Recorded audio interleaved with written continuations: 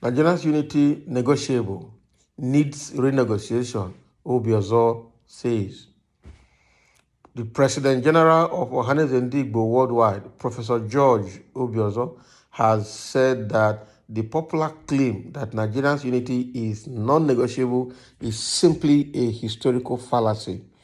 He insisted that contrary to the false claims of Nigeria's non-negotiability by some leaders, the unity of the country must be renegotiated for it to stand or survive the prevailing circumstances.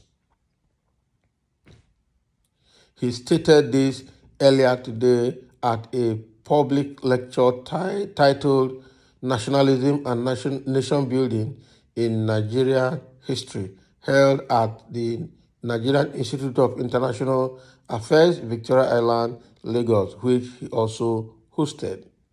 He lamented that despite the best effort of the past and present leaders to foster enduring unity, Nigeria's unity is still not guaranteed. It is simply, at best, an aspiration and not yet an achievement. Consequently, the statement that Nigeria's unity is non-negotiable is simply a historical fallacy, he stated. The former Nigerian ambassador to the United States of America expressed sadness that the country's diversity has been turned into disorder and democracy into an invitation of incremental anarchy, noting that if the country was to be salvaged, the leaders must begin to face reality and stop the syndrome of self-deception and delusion about Nigeria's historical exceptionalism. For Nigeria's unity and nation building to succeed, the leaders need to emulate the experience of countries that did not ignore the element of pluralism in their respective countries and societies.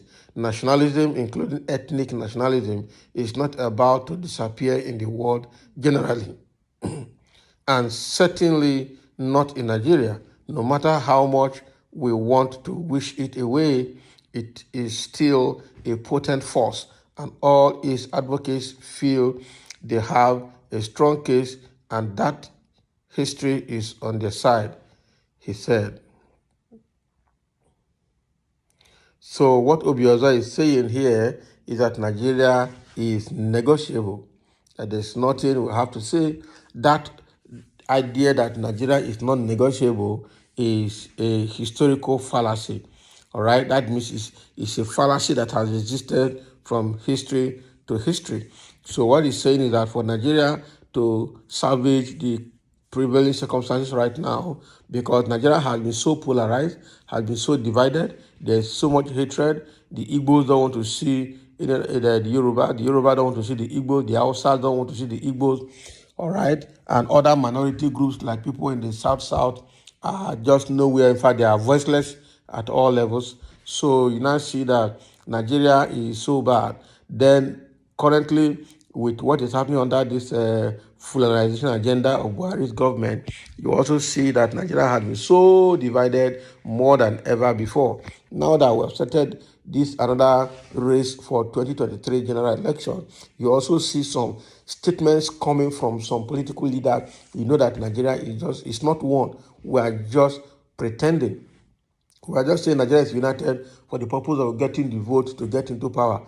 But are just pretending Nigeria is not united. All right? So that is what Obiozor is saying, that we should learn examples or learn lessons from other countries who have had this kind of situation and did not throw away this idea of renegotiating the existence of the nation as one country. Right? We've seen what happened at North and South Korea.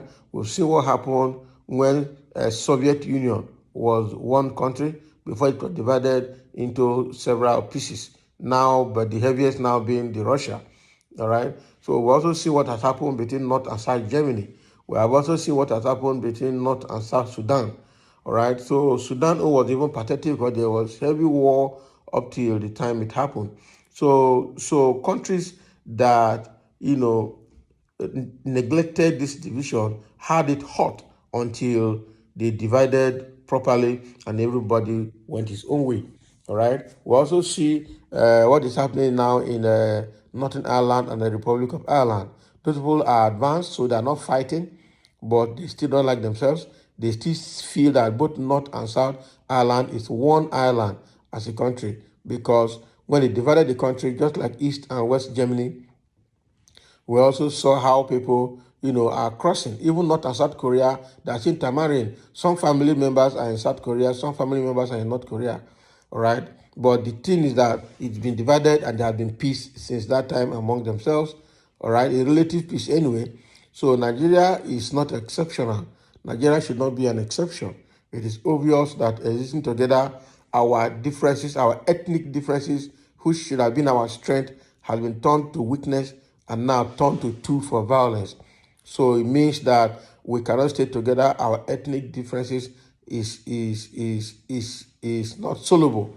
It cannot come together. All right. So it means that we can just find our way and let everybody go his own way. Unfortunately, there's no president today in Nigeria that will want Nigeria to break up under his watch. And so that is why they continue to say Nigeria's unity is non-negotiable. And that is what Professor Obiozo here is calling a historical fallacy. Right? So let's see some comments that people have here to say.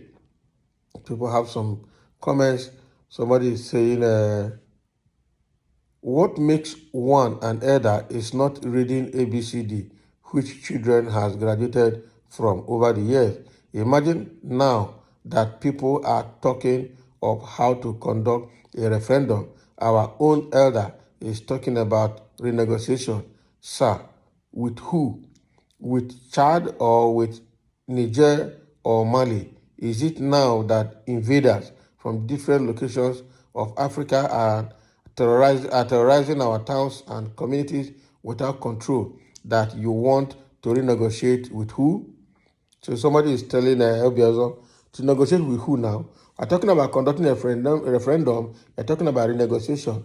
Well, the thing here is that we need to understand that Obiozo is an old man and he cannot just come out and say, we must do referendum, let Nigeria break now. He needs to employ old man sense. When you talk about renegotiation, it is from that renegotiation table that you know whether we can still stay together or not, whether we have to do a referendum to be able to go go our ways peacefully or not. So he used old man sense to introduce that word renegotiating the existence of Nigeria. It automatically means a referendum or maybe a pathway to referendum. So something must start from somewhere. So you don't have to blame him. He's an old man. He cannot just come out categorically and throw in words without caution. So he shouldn't be blamed for saying renegotiating. It is from negotiation. If the negotiation breaks down, then the solution should be referendum before it amounts to something else that people will not be able to bear. All right. If the government refuses a referendum, just start a war since you have ESN. So that's what somebody is trying to tell the Igbos here and to tell Papa Obiozo here. All right. That if the government refuses a referendum, just start a war since you have ESN. So is ESN meant for civil war? And why will the government not allow referendum or renegotiating the existence of Nigeria? Because they are Fulanis. I'm sure these Fulanis and the Northerners who claim that Nigeria is their land and they must own it are the people probably making this kind of comment, right?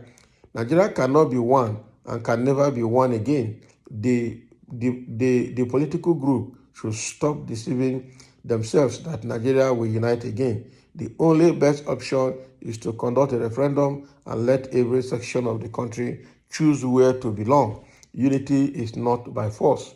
That is true. That is true. The way things are going, it's obvious that Nigeria is not one. All right? Nigeria is not one. So the thing here is that all right, Obiozo is saying that we need to renegotiate our unity as a nation. He has to say it tactically and carefully, all right, before they will say he's inciting division, he's inciting war. So thank you for listening. That's what Obiozo is saying, that Nigerian existence as a one country can be renegotiated, that people should stop saying that Nigerian unity is non-negotiable. So thank you for listening, and let's have your comment.